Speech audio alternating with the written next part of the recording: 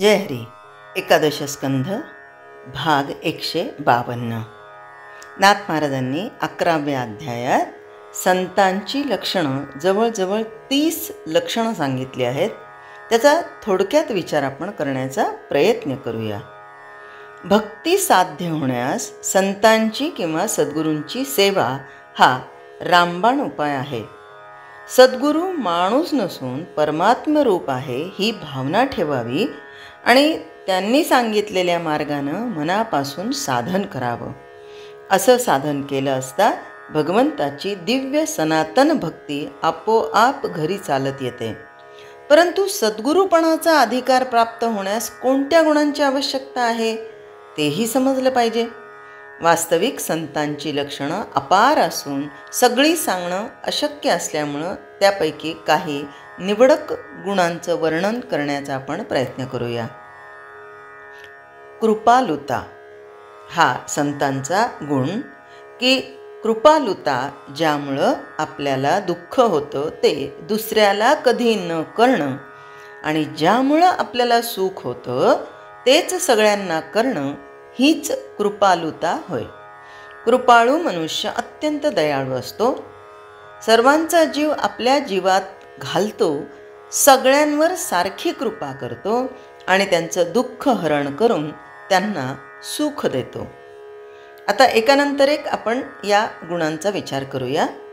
यानंतर अद्रोहता म्हणजे सगळ्यांच्या ठिकाणी भगवंत भरलेला पाहिल्यानं कोणाचाही द्वेष मनात न धरणं, म्हणजे कोण्याही जीवाचा न करावा मत्सर, अशाप्रमाणे मनात द्वेष मत्सर न धरणं ही अद्रोहता होय.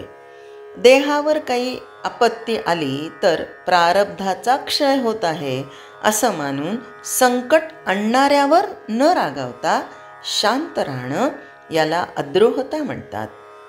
नाहीतर आमचा स्वभाव कसा असतो, हे असं झालं, ते तसं झालं, ते तुमच्यामुळं, ते तुझ्यामुळं, तू आली नसती तर असं घडलं नसतं, मांजर आडवी गेली म्हणून असं झालं, तुझ्या घरातली मांजर आली म्हणून आडवी गेली, अरे अरे अरे अरे त्याला काही विचारूच नका.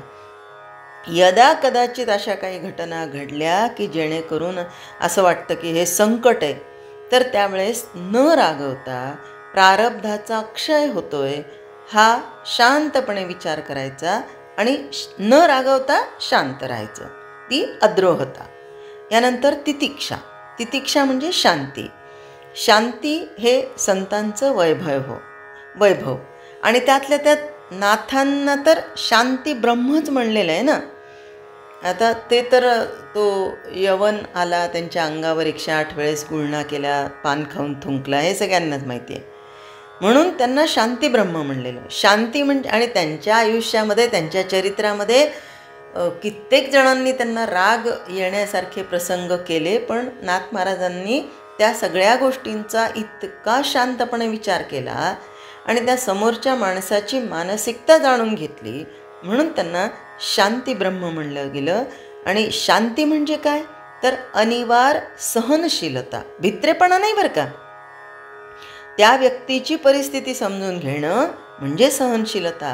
नाहीतर आम्ही बायका कधी कधी काही जणींच्या तोंडातून निघतं, बाई इतके वर्ष झाले सहन केलं, आता नाही सहन करणार. मग ते द्रोह वृत्ती, म्हणजे आता मी काय, म्हणजे मी म्हणजे काय, आता मी दाखवते माझा हिसका.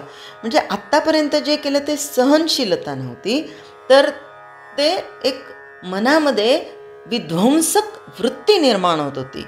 तर संतांचं तसं नसतं. लोकांनी त्रास दिला तरी कोणाचंही चांगलं वाईट न म्हणता आपली शांती टिकवणं ही तितिक्षा समजावी. यानंतर सत्य. व्यवहारी जगात सत्य अल्पायुषी असतं. म्हणजे कसं, जन्मल्याबरोबर त्याचा मृत्यू व्हायचा. कुणाचा? सत्याचा. कारण ते कुठेच वाढीला लागत नाही. आता बघा, कोर्टामध्ये साक्ष देताना किती चुकीची साक्ष दिल्या जाते. कशावर हात ठेवतात? गीतेवर. आणि गीतेवर हात ठेवून काय म्हणतात? मैं जो भी कहूँगा सच कहूँगा, सच के सिवा कुछ नहीं कहूँगा. असं म्हणतात खरं, पण खरंच सत्य बोलतात का हो? नाही. आणि म्हणून व्यवहारी जगात सत्य अल्पायुषी असतं. जन्मल्याबरोबर त्याचा मृत्यू व्हायचा, ते कुठेच वाढीला लागत नाही. परंतु आत्मानुभवामध्ये संतांची आणि सत्याची गाठ पडून संतांनी त्याचा अंगीकार केला. सत्य म्हणजे संतांचं राहतं घर. सत्यानं संतांना संतोष होतो, सत्यानंच त्यांची भाषा प्रबल बनते आणि सत्यच त्यांना सामर्थ्य देतं. सत्य म्हणजे शुद्ध परमात्म्य स्वरूप. आता बघा, कंसाने लग्नाच्या वेळेसच देवकीला मारण्याचा प्रयत्न केला. त्यावेळेस देवकीचे पती वसुदेव काय म्हणाले, हे कंसा, ही नाही मारणार ना तुला, हिचा 8वा मारणार आहे ना, मग हिला नको मारू आणि स्त्री हत्येचं पातक नको घेऊ, तर मी हिला झालेलं प्रत्येक मूल तुला आणून देतो. म्हणाला खरा, पण देण्याची गरज होती का? नाही. पण कंसाचा बाकी कोणावर विश्वास नाही, पण वसुदेवांवर विश्वास, कारण ते कधीही खोटं बोलणार नाहीत. ते जे बोलतील ते सत्य बोलतील आणि म्हणूनच सत्य म्हणजे शुद्ध आत्मस्वरूप होय. यानंतर अनवद्य म्हणजे निंदा, मत्सर हे सगळे सारे दोष धुवून टाकून जो गुरुचरणी लीन होतो, तो गुरु आज्ञारूप तीर्थात स्नान केल्यानं ज्याचं चित्त अत्यंत पवित्र होतं, त्याला अनवद्य असं म्हणतात. यानंतर समसर्वा समभावे म्हणजे मीच आत्मरूपानं सर्वदेशी पसरलो आहे अशी अनुभूती येऊन सर्व प्राणीमात्रांना जो सारखेपणानं पाहतो, त्याचा हा गुण जगातील विविधता आणि नाना प्रकारचे भेद समत्वाची भावना गिळून टाकते. एकच सोंगाड्या निरनिराळी सोंग घेतो. सोंगामधील सोंगाड्या ओळखला की सोंगाचा भ्रम नाहीसा होतो.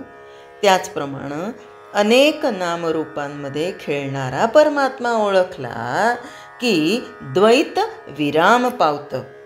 आणि मग काय होतं, सुख दुःख भया भय ही जी सगळी द्वंद्व आहेत ती विरघळून जातात. म्हणून समसर्वा समभावे हा गुण संतांचा आहे. यानंतर परोपकार, पर उपकार, आपपर भाव न ठेवता सगळ्यांवर उपकार करणं एवढंच जो जाणतो तो संत समजावा. म्हणजे हा दुसऱ्यांना कोणी पर म्हणजे परका असं मानतच नाही ना. म्हणून तो काय करतो, तर सगळ्यांवर उपकार करतो. परका हा माझा हा तुझा नाही. जो जशी श्रद्धा धरतो त्याला संत तसंच सुख देतो. दुष्ट त्याचा धिक्कार करतात, भक्त त्याचा समागम करून आत्मलाभ पावतात, पण संत स्वतः दोघांना समभावानंच पाहतो. हा संतांचा गुण परोपकार. यानंतर अकामता म्हणजे कामवासने सकट सर्व विषय वासना विसरतो, तोच संत असतो. आत्मानंदानं तृप्त झाल्यामुळं आणखी काही मिळवायचं ज्याला उरत नाही आणि म्हणूनच प्राप्त परिस्थितीमध्ये जो अत्यंत समाधानामध्ये राहतो तो संत असतो. यानंतर दांतता म्हणजे बाह्येंद्रियांची नियमन करून जो आपलं चित्त भगवंतानंच भरून टाकतो, त्याच्या अंगी दांतता येते. दांत पुरुषाचं मन निष्काम असतं.